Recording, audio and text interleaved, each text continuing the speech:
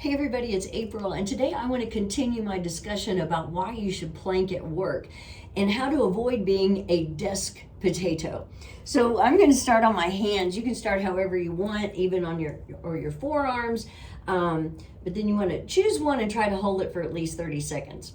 So I'm starting on hands. If you're starting on hands, pull your shoulders down your back, then lift your upper back, lift your chest, pull in your belly. Come up on your toes, shift your weight forward slightly, and now the timer has begun.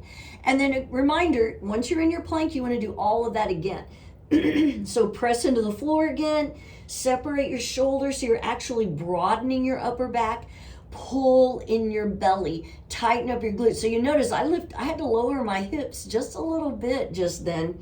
And that's one reason why I always encourage you to try and keep a camera on or something. You don't have to record it, but just keep it on so you can see what your plank looks like. Or maybe we're at 30 seconds. Maybe you have someone plank with you who knows what plank is supposed to look like, and they can help you out. Because remember, good form is better than holding for a long amount of time. So I've read before where there's a new term now for people who sit too long or are at their desk for too long. And you know how we refer to people sitting on the couch as couch potatoes. There's now the term for people who are at their desk too long. We're at 1 minute. I'm going to switch to my forearms.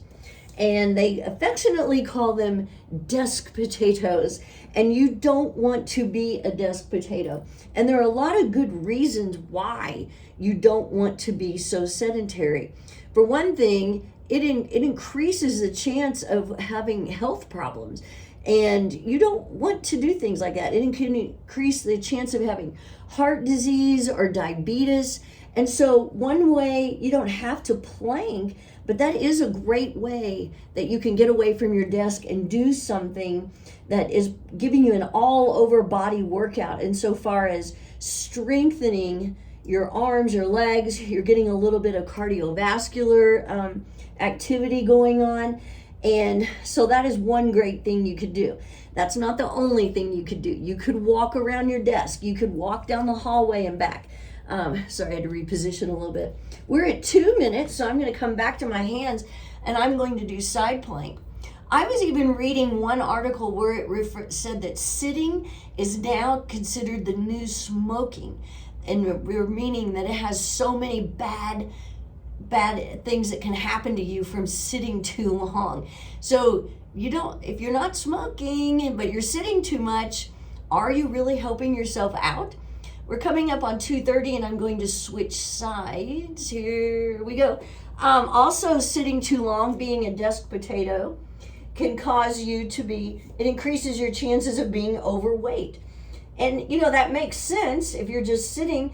And how many times do you sit at your desk and eat? I know a lot of people who do that and they're not getting up and getting any activity.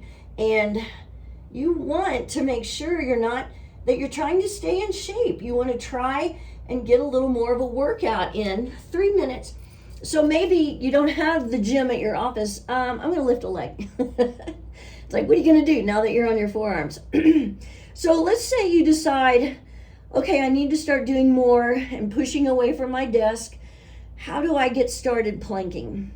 Well, you know what? The good news about planking is you don't need much to do it. I use my mat just because I don't like rubbing my forearms on the carpet. But you don't have to do that. You could just do it in your shirt sleeves. You can do it on the carpet, especially if you feel confident that your carpeting is clean.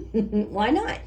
And then it doesn't matter what you wear. And notice I took off my shoes because it is a little harder to do it in heels. Actually, I think the only shoes that are halfway okay with planking are sneakers. I've noticed men's shoes, we're at 4 minutes, coming back up to plank, can be a little difficult to plank in if you're holding for any amount of time. So I suggest taking off your shoes. It doesn't matter what you wear. If you are in a job where you wear a tie, you might take off your tie before you do it or loosen it a little bit.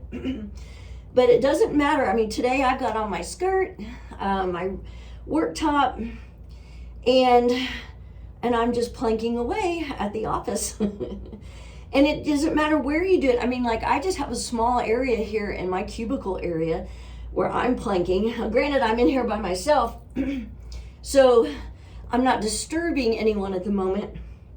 But you know what? Maybe you could enlist a coworker to plank with you. Wouldn't that be great? And you could impress upon them how important it is to not be a desk potato. So we're at 5 minutes. You know, I've been doing 5:30, so I'm coming down to my forearms. Also want to mention that being a desk potato and being sedentary is also bad for your mental health. And as I've mentioned before, plank is a great way to get those endorphins going and improve your mental health. It helps eliminate depression, helps prevent depression.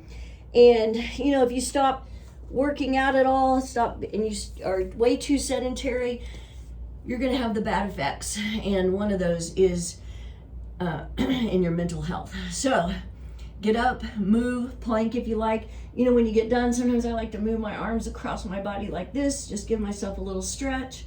Again, you don't have to plank for 5 minutes or 5.5 minutes, but if you could do it for 30 seconds or a minute, you'd be doing great. Have a great day.